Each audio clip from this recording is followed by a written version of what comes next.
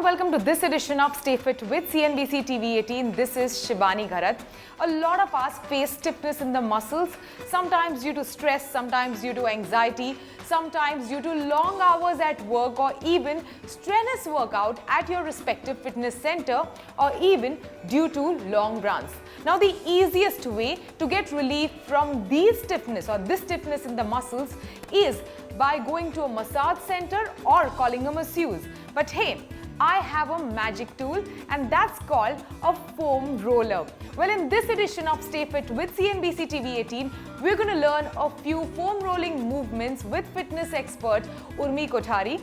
Urmi, so good to have you on the show again.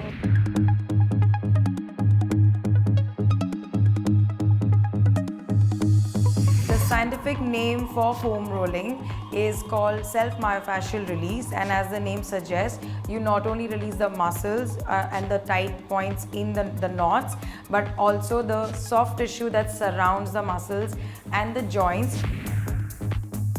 First, we're going to start with the ITB band or the iliotibial band, which is generally people who are training quite a bit or who have weak glutes are generally putting a lot of more stress on the ITB band. So it starts from the side of the hip and goes down till just below the knee.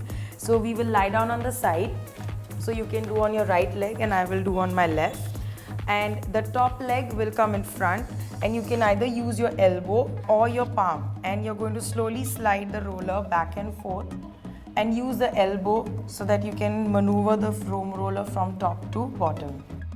Now generally you do this, and wherever you find small bumps in your muscle, those are your knots. So this sort of stimulates the blood flow into those points and releases those sticky points. Next one is you're going to take the calves.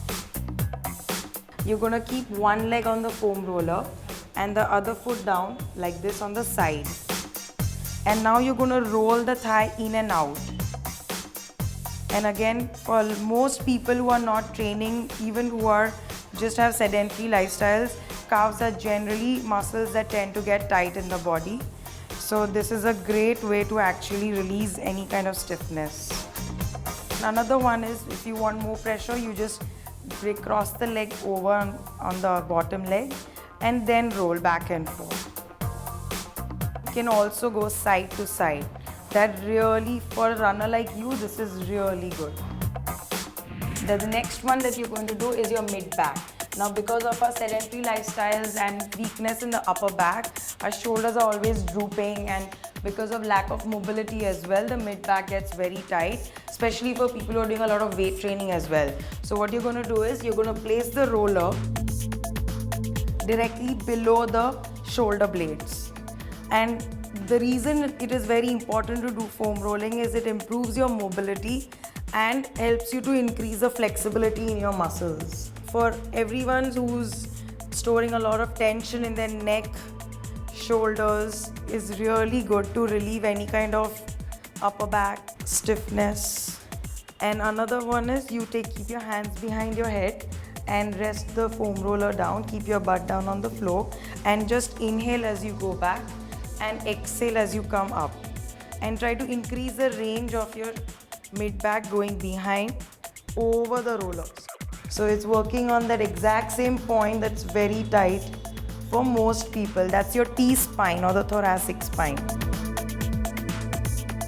And last one which helps to increase mid-back mobility is your lats. So this is a slightly painful one.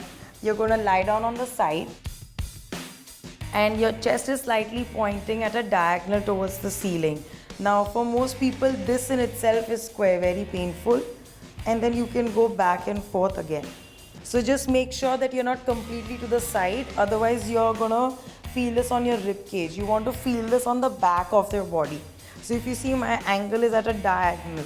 So with the foam roller, I can really say these muscles can really be targeted and you can help to release any tension. In addition to this, there is another tool which is used for self-myofascial release. It's called trigger point ball.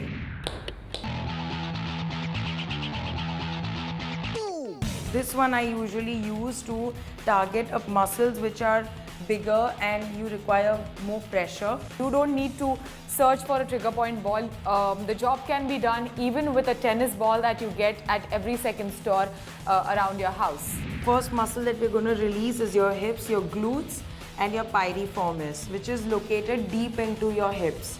So you're going to sit on the ball, and whichever side you want to release, whichever side you're sitting on, you're going to bend that knee.